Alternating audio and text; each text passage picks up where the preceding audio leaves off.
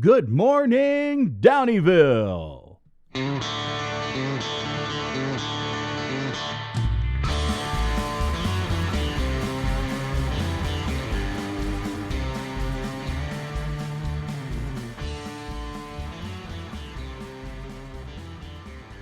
Welcome to Dirt Magic, the Downieville Sessions. I'm your host, Martin Scheel. Dirt Magic, the Downieville Sessions, brings you good times from the great people of the Downieville Classic. In the days leading up to the 25th anniversary of this epic event, you will hear from some great people, including past champions, riders, volunteers, staff, guests, and locals, sharing their classic stories that all began some 28 years ago. Our guest today started rolling dirt back on a midwestern farm and quickly found a passion for building trails. His trail travels took him to the land of the alligator, the Florida Everglades, the high desert mecca of Sedona, Arizona, and finally to his destination, the Tahoe National Forest and Downieville, California. With his backyard, playground, and office all located in the outdoor epicness of the Lost Sierra, never a day goes by where he isn't building, maintaining, or riding the trails. Mix in a little side hustle of Iron Manning the Baja 1000 on his motorized steed, and you've got one heck of a cool dude, our good friend, Mr. Paul Hart. Paul, welcome to the show. Thanks for having me, Marty. Long time coming, but looking forward to it. Yeah, me too, bud. And boy, I know that this time of year you are slammed, I am sure, as you guys always are, but with the trails hopefully getting ready to open, and here we are after 2020 when, beautiful weather, no fires, but we had COVID and everything was shut down. And then when they start letting us back at it in 2021, the good old Dixie had to roll through, and the other fire over off Highway 50 and shut down the forest. And now we're looking at one of the largest snow winters since 2011. So, boy, you guys, your office just got to be chomping at the bit to get out on the dirt. We've been out all week, and trees aplenty to say the least. It's the worst I've seen it ever. So I've seen some Facebook posts and some others in and out of some folks from Downieville and surrounding, and I've seen a lot of big ones and a lot of brush. Some areas you can't even see the trail any longer, but that's all right. We'll get out there. It's going to get done. it will get done. So, obviously you are intimate with the Downieville, trail system, have been for some time. And of course, that's the backbone of the Downieville Classic as we approach our 25th year of running the race. And of course, in our opinion here at the stewardship, some of the best trails and the best downhill on planet Earth. But, prior to you coming to the area, the Lost Sierra, where'd you start? Where'd you grow up? How did this all begin for Paul Hart? Yeah, I'll try to keep it sort of brief, but I grew up in the Midwest in Southern Illinois, and I grew up on a farm, and we had dirt bike trails and bicycle track in the backyard. I could ride for hours and hours and miles just out the back door. And I grew up kind of riding on the Shawnee National Forest a little bit, and they kind of made dirt bike trails illegal there. So a lot of the stuff I grew up riding on got closed down. And it's kind of what sparked my interest into doing something with the government and keeping trails open rather than closing them down. So I went to school at SIU and went to school for outdoor recreation, and was lucky enough to get an internship down in Florida managing a dirt bike trail system. And the rest is kind of history. I travel around the country. I've been from coast to coast now with the Forest Service, worked in Florida, Arizona, Northern California on the Shasta Trinity, and now here on the Tahoe, and it's been great. All trail work as well. Wow, that's definitely getting around the country, but boy, that's to some different areas too. So you've really got to experience, some different trail systems. I mean, especially with just those locations you just mentioned. Yeah, what was great, I went from Illinois to Florida, and like Florida is like a whole new landscape to me. It's sandy, it's flat, the trees are different, pine trees, there's bears and alligators, and then transitioned from that to Arizona, and I went from sea level to like 4,000 feet in the Rocky Mountains, and I started doing rock work and doing a lot of stuff for mountain bike trails. So that's where I started doing a lot of work with mountain bikers, was in Arizona, there in Sedona, and that's a cool area, a great trail system, and it's an amazing place, you know. So Oh yeah, I've seen boy. seen some different spots for sure. I can say that I've never ridden in Florida, and certainly never near any alligators, which would be interesting. But yeah, Sedona, boy, that place it's pretty magical as well. It's been too long since I've been back. But in Sedona though, you kind of you had a really a mission there. You, it sounds like, brought above ground or made legitimate quite a few trails that otherwise would not have been, and potentially probably could have gone away had someone with your experience and passion for trail stewardship not got after it. So kind of give us a little idea of what happened there. Yeah, you know what? I have a lot to thank for my supervisor at the time as well with that project. She was an avid biker and been in the area for a long time, and she set me up with the right people to talk with, the clubs, and started showing us what's out there, what are system trails, what's illegal, what was user built, what's sustainable, what can we add. And over the course of 6 months, we came up with like a 30-mile network of new system trails, and it's all those famous trails that people hear about in Sedona. Slim Shady, Highline. Those are the ones, man. That's how it went down. Boy, it'd have been. I've been on both of those too, and it'd have been a travesty, if those would have went the way of the dodo had someone not stepped in. Because I mean, you know how it goes. If there's no voice, or there's no plan or mission, to do the right thing and make trails sustainable, then they just go away. And we've definitely seen that here in California, and I'm other states. I'm sure every year that happens when there's no voice behind the trail system. Yeah, that's right. It was funny. I came out there to Arizona just with my dirt bike, no mountain bike, but I had my 20-inch BMX bike that I used to shred around on as a kid. And I remember riding some of the flow trails on my 20-inch, and people were looking at me like I was crazy. But anything two wheels, man, I'm pretty decent at. That's yeah, and we're going to talk a little bit more about that too a little bit later on. So how did you get to Downieville? I mean, obviously working for the Forest Service, for the United States government, many times you go either where they tell you to or opportunities are thrown at you. But yeah, what put you on a path to Downieville? Well, that's a good question. I was working on Shasta Trinity, and I had pretty decent luck up there, adding some system trails, but it wasn't quite what I envisioned. My career, what I wanted to see happen, and what my passion was. And really, we have all to thank Julia. My wife Julia, but she took a job down in Sacramento when we were living up in Redding together, and that kind of started sparking me to find a job closer to Sac, and that's how I landed on the Tahoe. So it was kind of by chance, but I was living in California for a while, and I knew how good stuff was in Downieville. So once I figured out I had the chance to manage that area, I was all in for it, and yeah, it's just so good. It's my favorite place to ride. So what year did you start with the Tahoe then and kind of get into the Downieville system? Oh, man, when was that? That was 14. Yeah, it's been almost 10 years. Yeah, Time certainly time flies. time flies. Yeah, Even though it may not fly in Downieville, time certainly flies. yeah. Well, the Downieville trail system too. I mean, obviously you're a moto rider as well, and I know that's one of your major passions.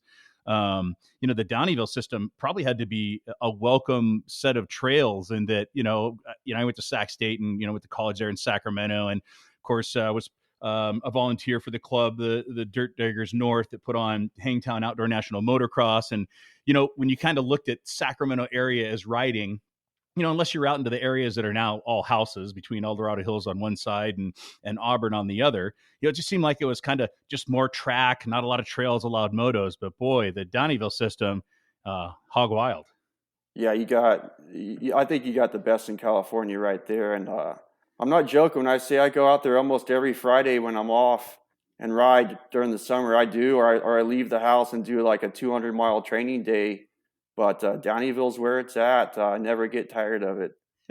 It's funny you mentioned that. It's, how many people actually will go do something similar to their work on their day off, but literally, I mean, your backyard is trails, your playground is trails, and your work is trails. So you've You'd got it. think I'd be burned out, but I'm not. I like being outdoors and I like trails, so it's a good fit. A project that started some time ago in Downieville and has since then been completed. And of course, you're a big part of this. Is the Cal Ida Trail? Give us the scoop. Kind of give us a little history around Cal Ida, and then something brand new potentially coming up for Cal Ida too that could be setting the stage for many other multi-use trails. Yeah, you bet, man. Cal Ida, kind of the same sort of situation as in Arizona.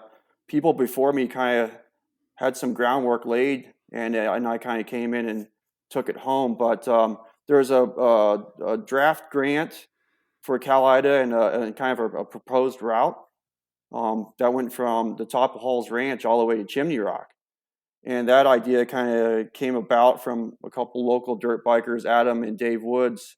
Years ago, they worked with the Forest Service and gave that to Joe Chavez. And I got here, and the first thing I did was, hey, this trail needs flagged. We need to find a route from Hall's Ranch to Chimney Rock.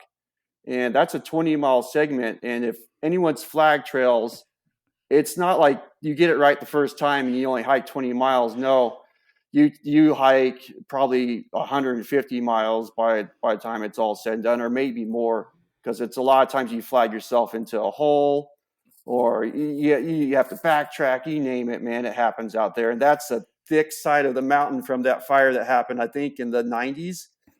So there's a lot of brush out there too. Yeah, thick Yeah. and steep. That's for sure. Thick and steep. Yeah. So we got the grant from the California Off-Highway Motor Vehicle Recreation Division to implement. Well, we got a grant to do the planning, the NEPA, the environmental side of it, with the OHV grant, and then we built it with one as well, and a recreational trails program grant to make that happen. And at 20 miles is a lot, so we didn't do it all on our own. The Forest Service built about 16 miles of it.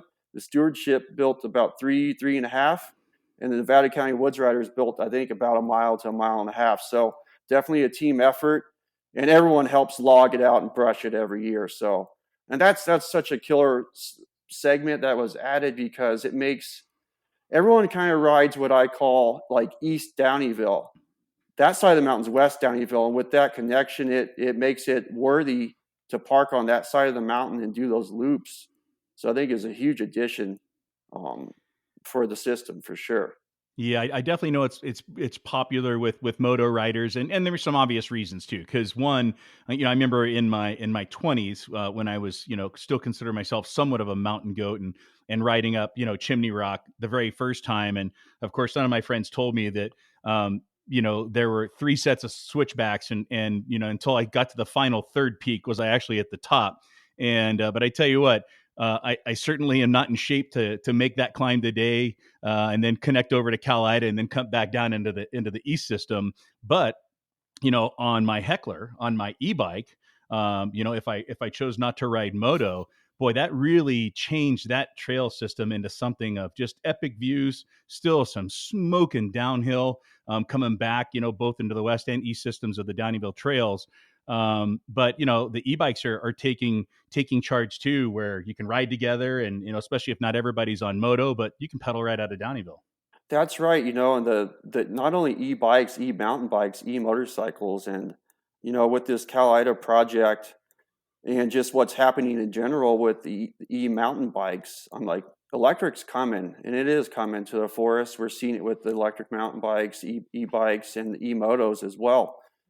And with you build a trail, you always need good facilities, right? You need good trailhead, good camping. If people are going to come to use it, they need somewhere to go to park and stay or whatever. And so the Cal Ida campground has kind of been a little bit of an underutilized campground, or it was pre-COVID. Once COVID happened, everything kind of got busier. But we also did a grant to convert Cal Ida campground into more of an OHV campground and put in an e-bike charge station.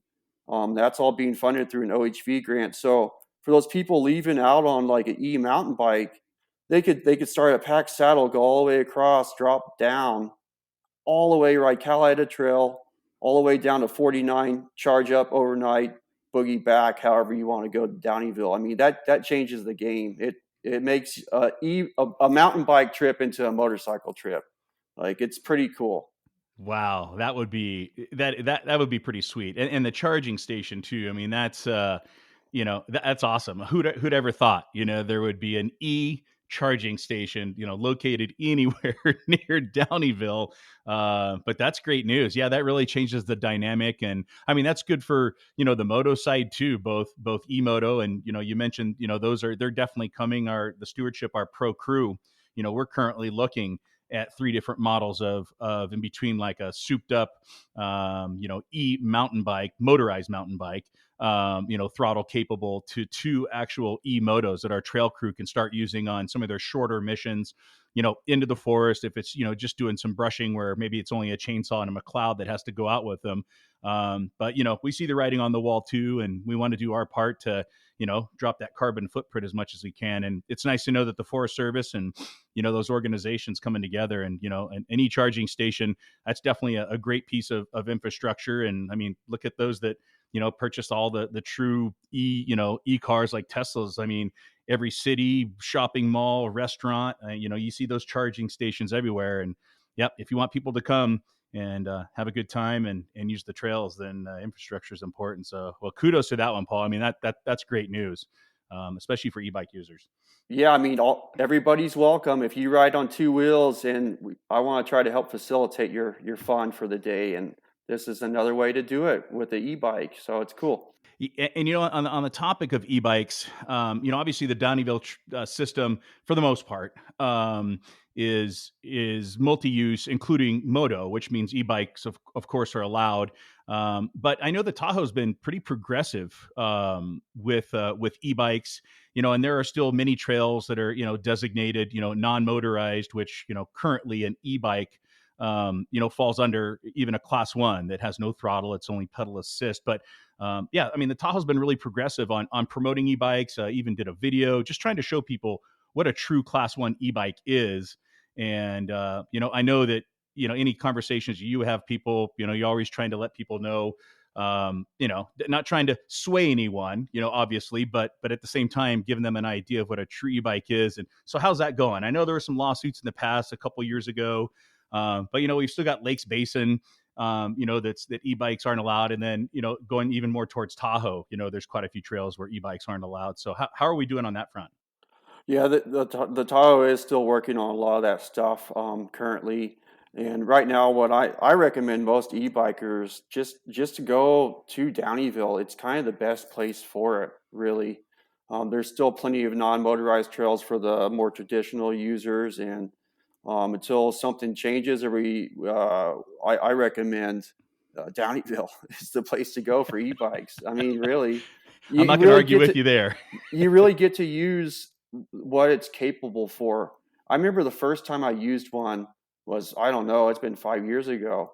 Off the couch, I hadn't pedaled any. I just been motoing, and off the couch, pedaled from the Yuba shop up Craycroft Ridge all the way to Chimney Rock, and then back down.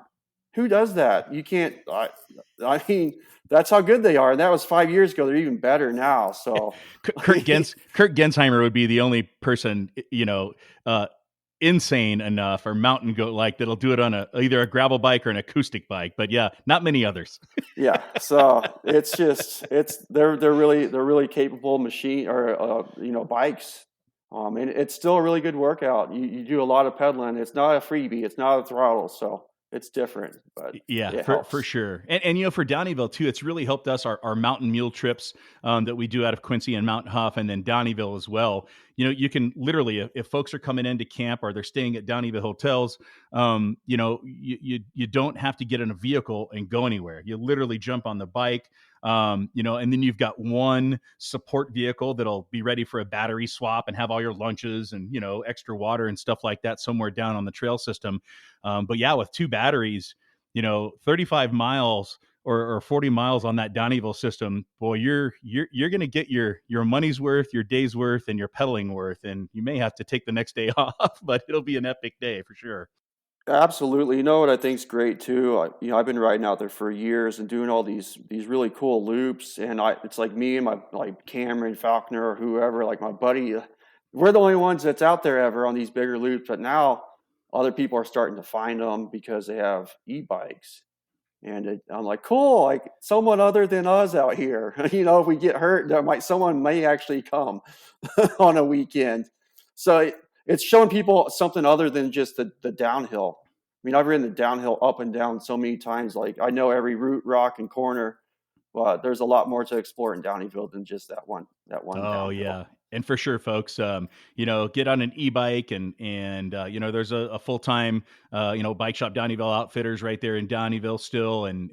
Or of course you can go to Ube Expeditions out of Quincy and get one of our mule trips or rent the van for a day. But yeah, miles and miles and miles of exploration on an e-bike, beyond the downhill, of course. And I mean, the downhill's fun, but just even what I said, up Chimney Rock and Cal Ida, those have access to some sweet downhills that you wouldn't normally get to, unless you're going to pedal like a mountain goat. But with that e-bike, you're not burned at the top. You're ready to go downhill, and you can actually like, hey, I can actually have fun on the way down. Well, 25th anniversary Downieville Classic coming up. Have you ever ridden in the Classic? Not on an analog bike, but on a motorcycle as sweep. If you see me at the Classic, you're not doing very good for the day. Yeah. I tell you what, though, Paul, they probably are happy to see you, though. When they're coming by, they're like, "Oh, good. Hopefully, this is the sweep." And they're going to tell me, "Hey, you need to pull off up here, jump onto Lavazola, and they're going to get you back into Downieville." So you may be a Yeah, welcome sight to some. yeah, So, I think I am some days for yeah. sure. Well, I mean, obviously, moto is your favorite mode, of fun transport. But within the Downieville system, let's do this. What's your favorite single trail in the Downieville system on a moto? Single favorite in Downieville on a moto. Man, that's a loaded question. I'd have to say probably Downey River, Rattlesnake Downey River, just because it's so good. It's pretty Yeah. gnarly, and you have to know what you're doing to get through that trail. And it's fun going up or down, but it's hard both ways. Experienced riders. So special note, experienced riders. so, Yeah. so what about on an acoustic bike or an e-bike? What would be your favorite trail? You know what I've done out there? I've ridden big boulders so many times on the moto, and when I have done on a either e-bike or a pedal bike. I mean, I know the corner, everything's so like the back of my hand. I was just absolutely shredding it on a mountain bike. Like I felt like I was going faster than my moto because the trail is narrow. It's probably some of our narrowest tread out there for something that's used all the time, and it's really buttery smooth, really compared to a lot of stuff out there. And I just remember just shredding it down on a mountain bike, and I'd say that's probably my favorite. It's a pretty sweet trail, and I think a couple of those sections, yeah, you probably if you're a good enough bike rider on the acoustic bike, you probably could overtake or stay with a moto or even be faster a moto on some of those technical sections, just because you're dealing with such a lighter bike, obviously. But um, so for the Downieville system, and if you're a moto rider, and you could have any moto, what's your choice? And you can say brand, that's okay. Brand and model.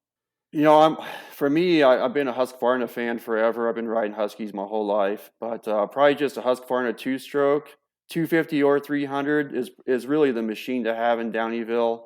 A 350 four-stroke's good, but there are some pretty slow speed technical spots that those bikes kind of run a little hot. Two-stroke you can go around all day on. But really, anything on two wheels out there works pretty decent. If it's round, it will roll over rocks. That's what I tell people. Like that square edge, those are round. It'll roll over. It'll go just fine. Yeah, and throttle is your friend. Throttle Rolling, is your keep friend. throttle is your friend. Just like pedaling, pedaling is your friend.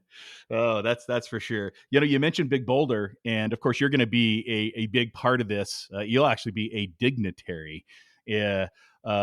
Because this is our 20th anniversary this year. The Sierra Beach Trail Stewardship, founded in 2003, our nonprofit. But we're approaching our 200th mile of brand new trail that's never existed before. So 200 miles or 20 years and 200 miles later, and that looks like that's going to happen, and we're going to plan it to happen on Big Boulder in the Downieville system.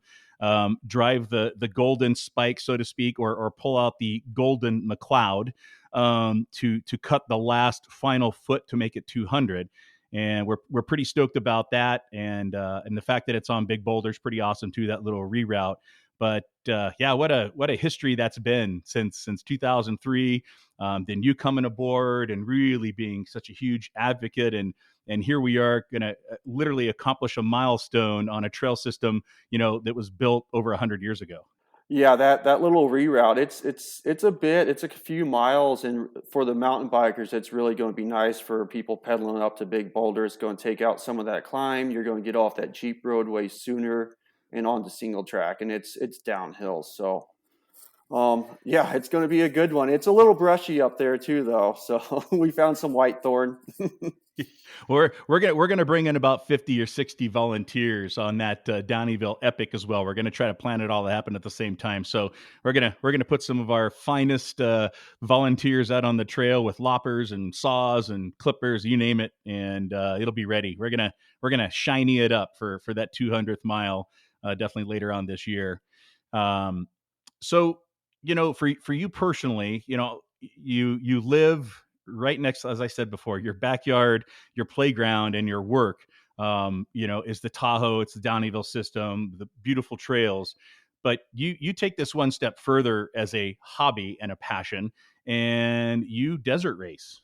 Yeah, I've been desert racing for a few years now, and I kind of took a pretty big break. I grew up racing dirt bikes, and I went to college, and I kind of quit whenever I went to college and found a job that I was getting paid to ride dirt bikes, which I thought was pretty awesome. And I was like, man, I'm starting to get a little older. I need to get back into racing. And rather than like taking a little leap, I went full in, decided to Ironman the Baja 1000 as my first race back.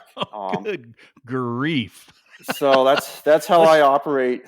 Let's just start out with a small little entry level Baja 1000 Ironman. And for those that are listening and don't know what Ironman means, and yes, I know the dun dun dun dun dun, that's an appropriate song to play at this moment in time. But Ironman means that he's solo on the bike, whereas many other riders and even drivers, in the entire Baja 1000 system, they have co-drivers, sometimes two, sometimes three on a moto or a team of four. But good grief, Paul, 1,000 miles solo on your moto. I mean, how do you even describe that? The first attempt was pretty rough. The first 1000 was a long one. It was actually 1,228 miles because it went from Ensenada to La Paz. It was a peninsula run, and I was on the bike for 51 hours straight. I stopped at mile 1,000 and had to regain some composure. For obvious reasons, I was pretty beat up and tired at that point. Been on the bike for about 40 hours at that point, and brought her onto the finish line.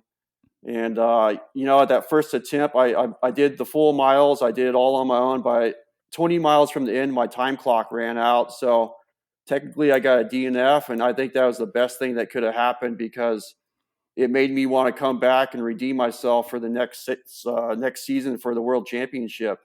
And I was able to run all four races and do the 1,000 again, and wrapped up third place for the World Championship in pro Ironman class. So sometimes failure is important, man.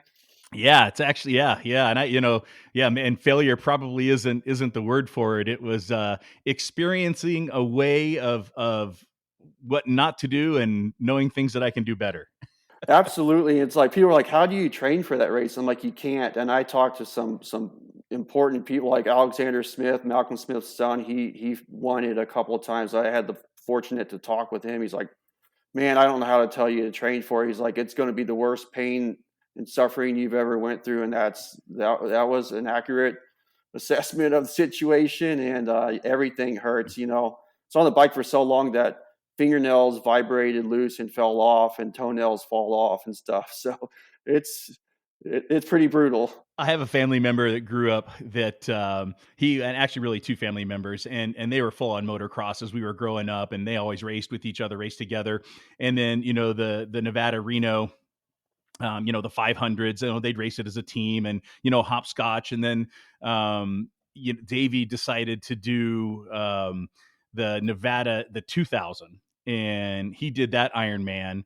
And which is insanity too, definitely not the Baja 1000, but still brutal in its own sense. And I didn't get to attend that one, but when they brought back the Nevada, the 1000, I helped him pit, which was an interesting thing, trying to be faster than the Honda XR 650 to the next pit, is whereas in a Toyota Tundra, going down dirt roads at 100 miles an hour and just floating and going, oh, please stay on the road and please not that be a big, massive trophy truck trailer, coming down the road the other way. But there were times that, he could not, if he got off the bike, he'd be done. We had to carry him back to the truck, because he couldn't walk. He could sit on the bike. But he said it was an amazing experience, and one of the most brutal that he's ever experienced. So kudos, Paul, on that one, because that's, and not only finishing, but boy, third in the series, standing on the podium, and that's you're up there with some pretty famous names. I know. Is Cooper still racing? Does he still do it, or is he retired? No, not around. But in my series, there's some people who raced Dakar that got like top 30 in Dakar, and for people who are motorsports, that's super legit. And I beat him for the year, man. Like, I'll take props for myself when I can, because I went from a trail builder to full into as legit as it comes. And I trained. I work all day and train. I had 2 jobs for the last 2 years, and I'm still training. I'm doing it again this year. I've got to redeem myself on that peninsula run, 20 miles from the end, and have your clock run out after you've been on the bike for 51 hours. That is a hard one to swallow. So I'm coming back for that peninsula run. And it's the first time they're going to run it backwards. They're going from La Paz to Ensenada. So start out hot, end up cold. I don't know if that's a good or a bad thing, but we'll see. Yeah, that's I've been up over. We rode. This is years ago. Took a trip down there around Christmas time. Did the Chris Haynes, little 560 miles from Ensenada over to San Felipe. And we, of course, it was hot in Ensenada. It was hot in San Felipe. But we got up like to Mike's Sky Ranch, and there was some snow on the ground. It was cold, and which is weird, when you go from that 90 plus degrees and humidity, and all of a sudden you're at altitude and it's like 35. And you're like, oh man, I should have brought more clothing. Yeah, well, yeah. Real quick on cold stuff. This year at the 1000, it was 18 degrees when we crossed from Ensenada to drop into San Felipe. And that's the coldest I've ever been in my life. The first 4 hours of the race, the first 400 miles, my water was froze up. I couldn't drink water for the first 100 miles. So it went from 18 to like 90, 92, 95 degrees, back down to 30, 28 to 35 the whole second night. Man, you get cold doing that.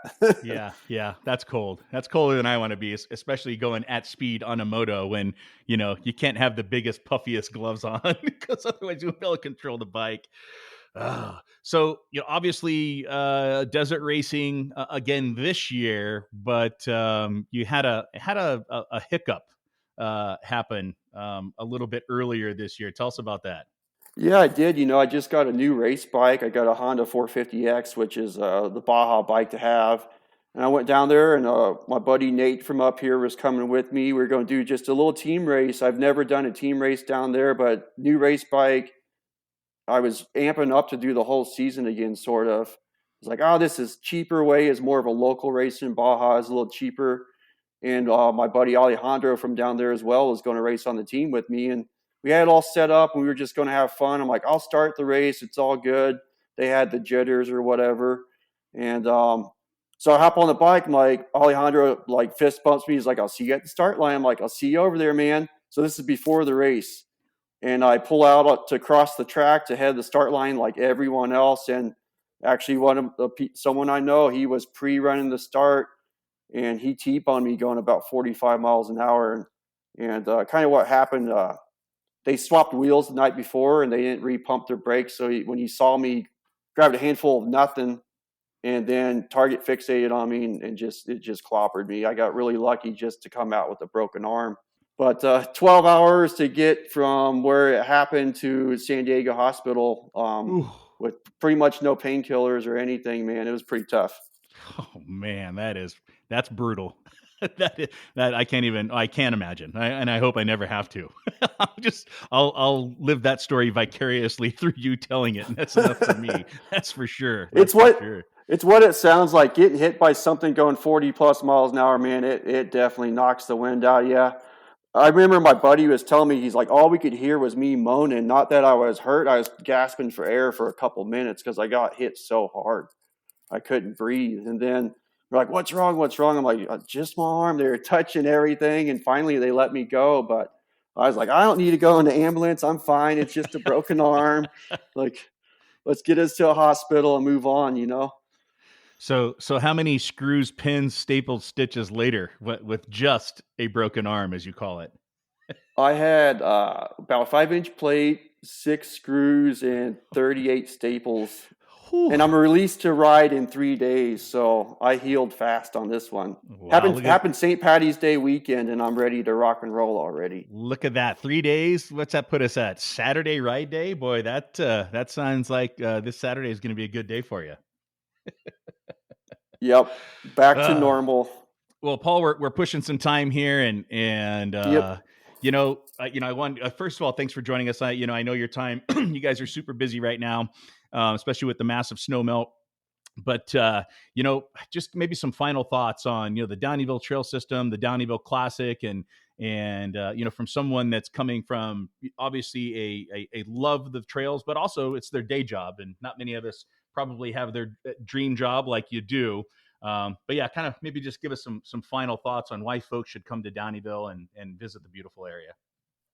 You know what? Like with the Downieville network, a lot of this stuff was built during the gold rush, and I think it's really important for people to see the history of that area and see that the hard work that was put in to build these trails, and knowing that we are mostly in Downieville building everything by hand as much as we can and maintaining stuff with hand tools, doing it the traditional way like people built it the first time. So I think that's really cool. And if you've ridden all across the state like I have, we have a lot of stuff that's dozer built trail, machine built. It's different. It feels different. It's not the same as Downieville. And so, we're working on rerouting the top of Lavazola. And we started to machine build the top, and talking with my crew, we're pretty amped up this year. We can't get to the top for a long time, so we're going to start hand building. I think we're just going to finish and build that last 4 miles by hand and make it raw single track like Downieville's known for. And the Classic, what can I say about the Classic? It's the best race ever, right? Yeah. Yep. Our executive director calls it the best race on planet Earth, and it'd be hard for me to disagree with him. And of course, I'm heavily biased, but for good reason. Yeah, the race is so cool, and I always encourage people. They're like, should I race it? I'm like, yeah, absolutely, sign up. And like, it goes to a good cause, and the race is fun. Do it. Yeah, absolutely. Or come volunteer, and come volunteer on trail days. Check in with the local, Downieville outfitters as well. They've always got folks going out and brushing out and helping on the trails. But the hand built, it's interesting because you think of 1849, the big gold rush and stuff like that. And a lot of these trails had already been built. We're in the process of being built by hand, folks going in with pack mules and hand tools. But, in 21 years, and, hopefully I'm still kicking around at that point in time in my 70s, we're approaching 200 years that the Downieville Trail System would have been utilized. And that's pretty impressive. And testament to the miners and the native peoples, that built the trail system for us, so many years ago, nearly, over 150 now. But it's amazing to me to think that, 200 years from now, hopefully somebody will be, looking at the trails on Huff or the other Downieville trails that we've built or in Lakes Basin and go, yeah, these trail builders 200 years ago built these trails and they're still here. And that'd be kind of a nice legacy to have on a sign or a tombstone either way. Yeah, it's pretty amazing to think about. And yeah, those trails are fine. They're still out there. It's amazing. It's amazing. Well, Paul, thanks again for joining us, bud, and I look forward to getting this one published, getting it on the air, and of course, snow's melting rapidly. We're all itching to get over there and get into the system. But folks, right now, trails are open in Downieville. There's some folks out there that are blogging, brushing, getting the trail ready from the North Yuba, first divides, both the first divides you can get to, and of course, heading out from Downieville, especially on an e-bike or a moto. Just start making your way up, get as far up as you can, hit the snow and turn around and have a great ride back into Downieville. And as always, make sure you say hello and patronize the local businesses there because they appreciate it. And if you ever see our good friends from the Tahoe and our Forest Service out there, throw them a big thanks, fist pump and everything. Because boy, without them and their partnership, this wouldn't happen. And I know it's one big giant team of stewardship that we all work together and that will continue. But Paul, thank you so much for all your efforts, your stewardship, your passion for the trails. And we'll look forward to seeing you in Downieville and on TV when you get back to the Baja. Thanks, Marty. Yeah, I have my mullet flapping in the wind like normal for the TV crew. Hey, mullets make you faster. I always tease my two buddies that were the moto gods when we were all young out of high school and early college. I'm like, you got to bring it back, Davey. Bring it back. Bring back that mullet. It makes you faster and you know it. All right, Paul, take it easy, and I'll look forward to seeing you in Downieville. Thanks, man. I'll see you next time. You've been listening to Dirt Magic, the Downieville Sessions. I'm your host, Martin Scheel. Dirt Magic is produced by the Sierra Buttes Trail Stewardship. Music selection courtesy of the Saddle Tramps. Stay tuned for our next Downieville Sessions, and thanks again for listening.